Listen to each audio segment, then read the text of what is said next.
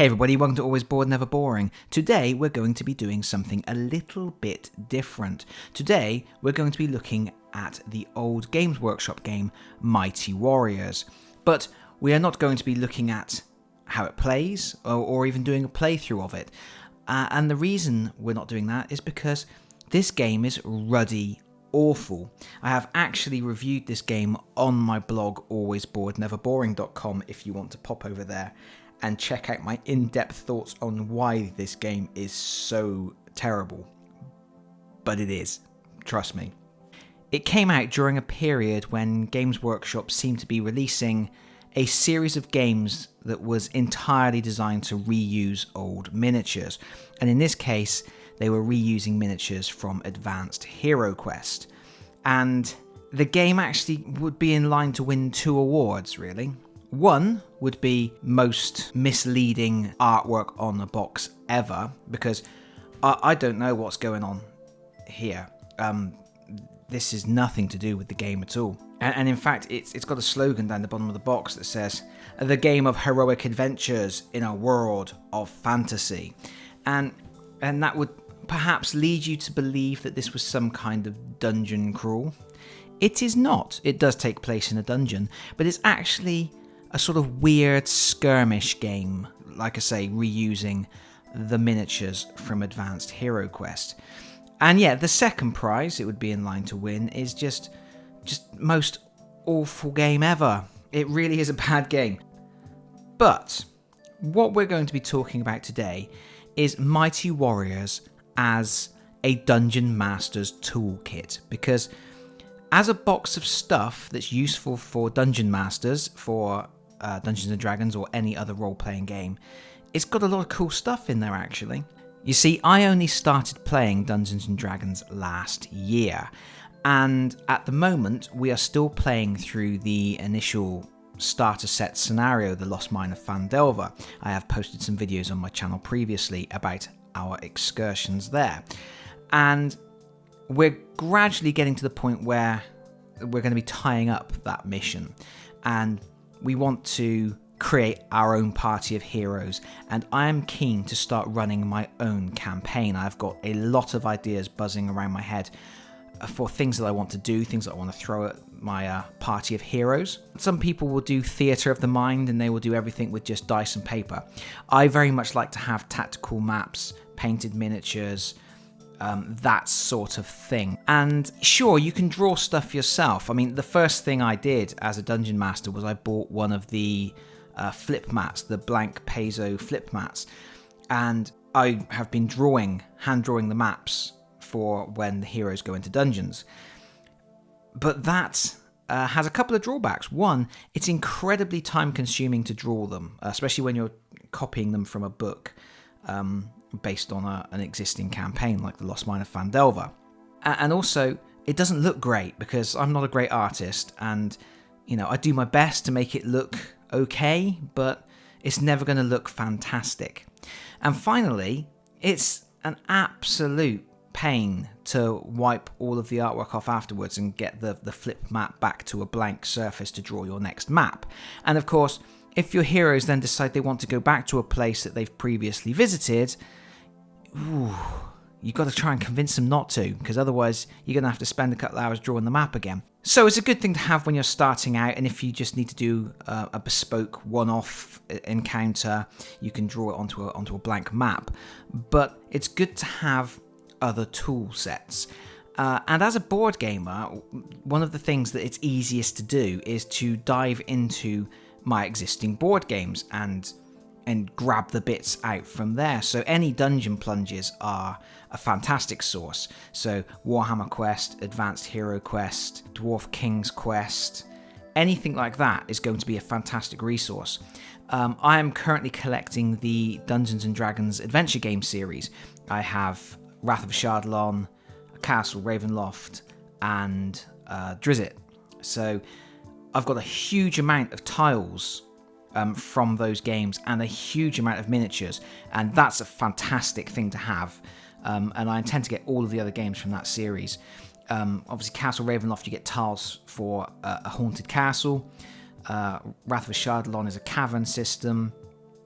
and Drizzt is the underground drow realms. But you're not getting things like villages, towns, wilderness. So there's still things that are kind of missing from my toolkit. And Mighty Warriors, like I say, has some stuff in there which is pretty good to use. So we're going to take a quick look at what is in this box. And bear in mind, a lot of the stuff you're going to see here is also available in the old Advanced Hero Quest game. But Mighty Warriors has some different tiles, some of which are actually recycled art from Terror in the Dark, which was Advanced Hero Quest's only proper expansion, boxed expansion. And even though the miniatures are from Advanced Hero Quest, Mighty Warriors tends to be a game that you can find at a more reasonable price than Advanced Hero Quest, because it wasn't very good and it's not in high demand. Let's have a look at what we're getting. So obviously the miniatures are a big draw for this game. They are the old Games Workshop plastic miniatures. Like I say, all recycled from Advanced Hero Quest, but they were from a time before Games Workshop started really blowing out their proportions and making miniatures at their sort of bespoke, slightly oversized scale.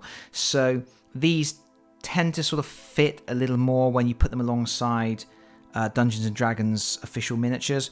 For example, I've got here an elf, which I painted in one of my previous videos. And you can see that, you know, although the style is different, the scale isn't too bad. He does have a shield, but it's not attached at the moment. And then there is an elf with a classic bow and sword combo. I'm not entirely sure how he's going to use that bow at the moment while he's waving that sword around. Here's our dwarf. I really like this figure. If you can't find a use for a dwarf in a Dungeons & Dragons campaign, something is amiss. And again, he does have a shield, but it's not attached at the moment. And then we have a wizard. In fact, almost a mirror pose for our wizard here. One of the interesting things about Advanced Hero Quest was that it enabled you to hire henchmen. So when they created Mighty Warriors, they had to make use of the henchmen miniatures as well. So you get 12 henchmen. And I think you're either going to love or hate these, really. There's no in between. I really like these miniatures. They have pegs for shields, but I do not have any shields at the moment. I've got to try and source some shields from somewhere. I really like these miniatures because they are all in this very static pose. This is a classic one-piece, old-fashioned plastic moulding technique. It's like create it with no bits jutting out or anything, so you can do it all in a single cast. And I think they've got a lot of character. They look, they're only hired help, so they look a little bit scared, a little bit nervous. And if you've ever looked through the Advanced Hero Quest rulebook, the heroes in most of the artwork are getting an absolute battering, and the henchmen generally not doing very well at all. But I also like the fact that the stance means that when you've got a bunch of them together, they don't keep getting tangled up, which is something that can happen with newer Games Workshop miniatures. They have a tendency to interlink weapons and arms and things. And these actually come in a couple of flavors. You get this guy here with a sword, and then you get some with spears, and then you get some with halberds.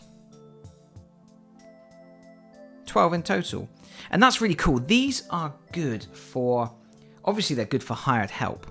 If you need some grunts to go on an adventure with your heroes, these are going to be perfect.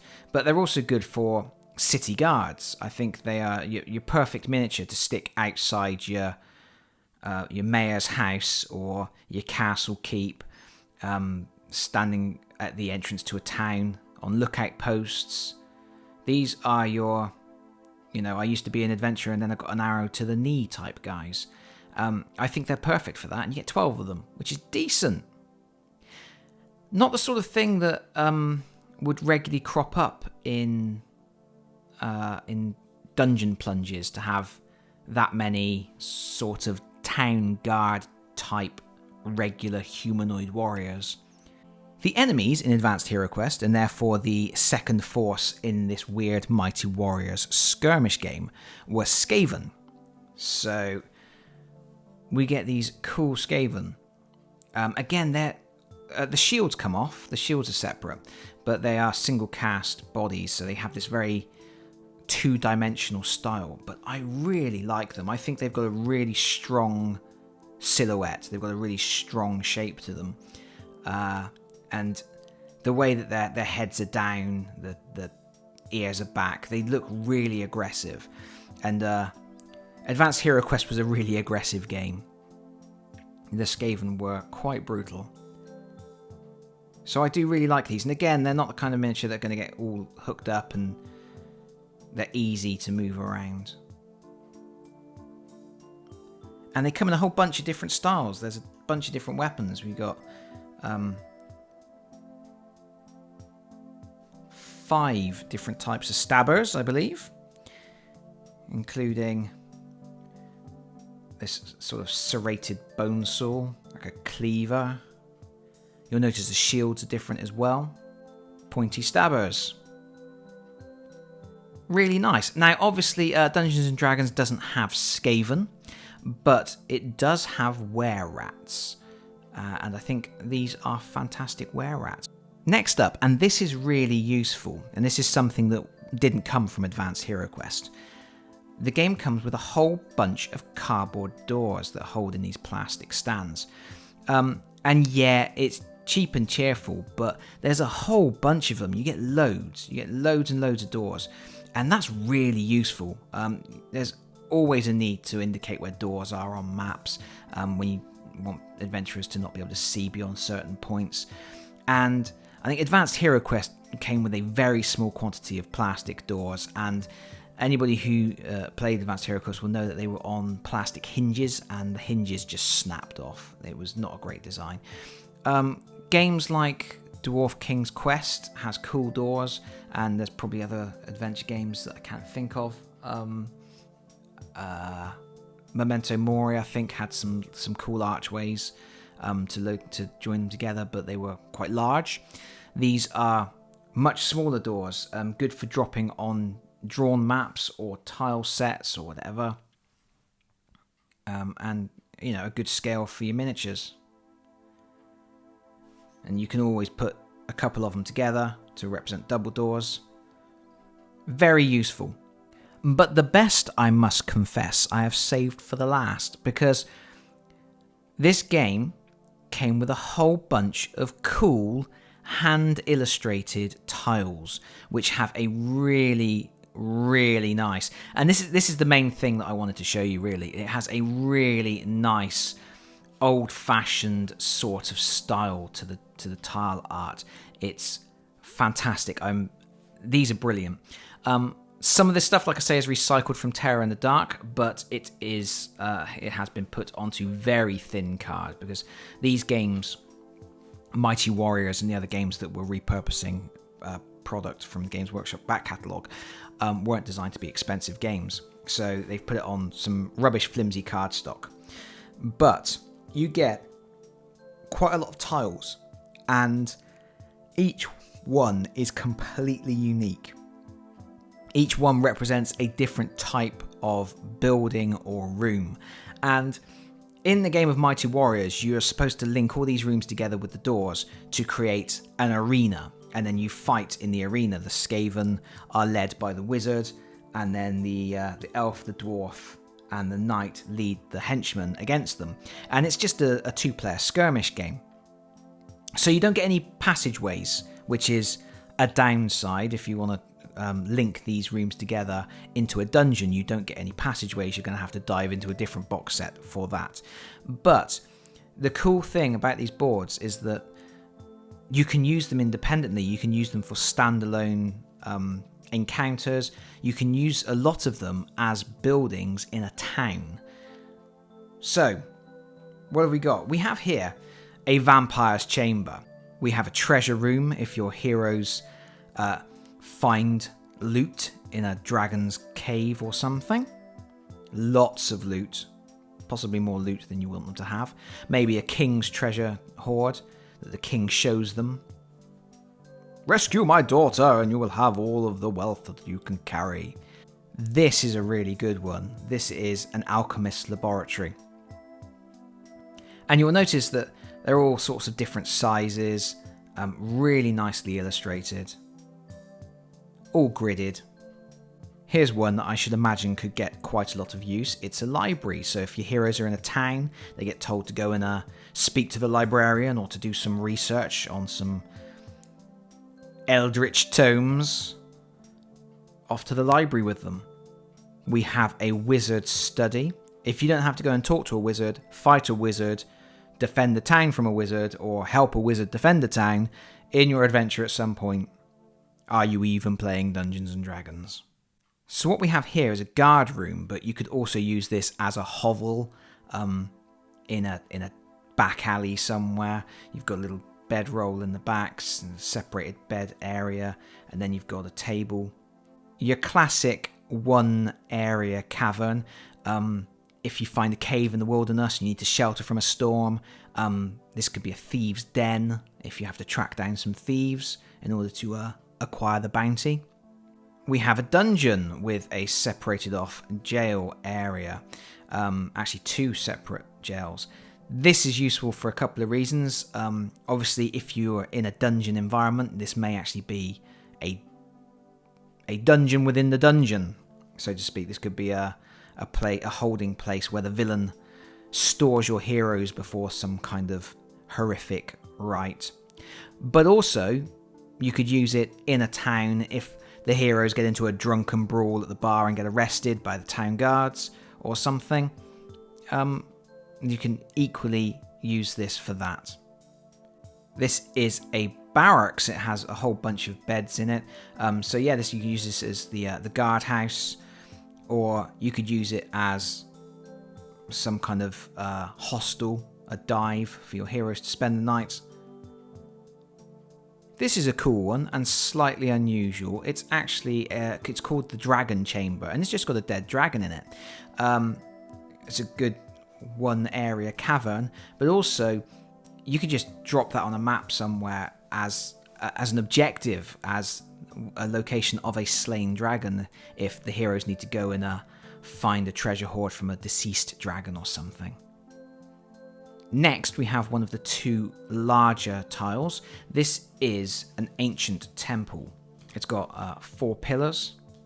It's got a big central area. It's got some dragon eggs.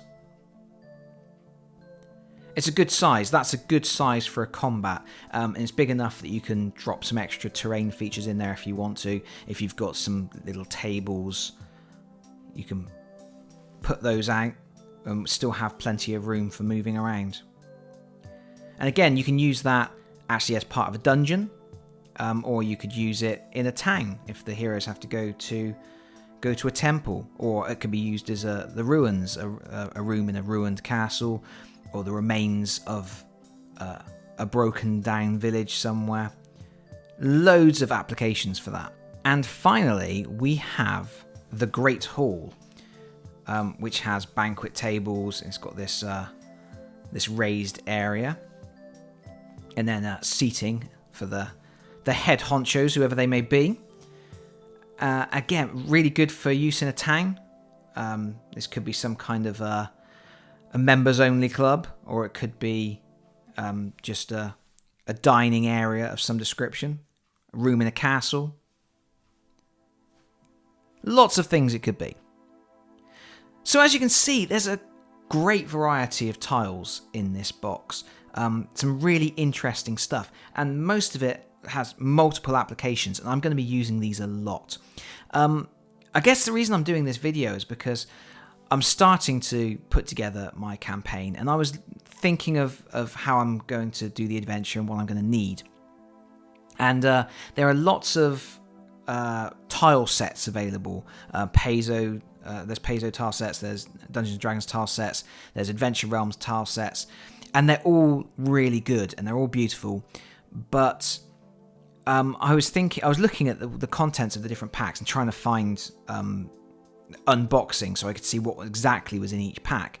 And I was thinking, oh, well, those few tiles from that pack would be really useful, but I would also kind of like to have the tiles from that pack, and there's a couple of tiles in that other pack. And when you're paying sort of maybe £20-25 a pack for these cards, you're very quickly going to rack up a bill, and it's not a good way to start your career as a dungeon master. So I'm raiding other sources, and I kind of forgot that I had Mighty Warriors in the cupboard, and I was thinking about where I could source other tiles that I might need, and I suddenly thought, hey, Mighty Warriors has got some really cool tiles in it. And I started looking through them, and I thought, yeah, these are really good. They're much better than I remember them. It's been a few years since I got this game out, because it's terrible. And yeah, I can see all of this stuff getting a lot of use.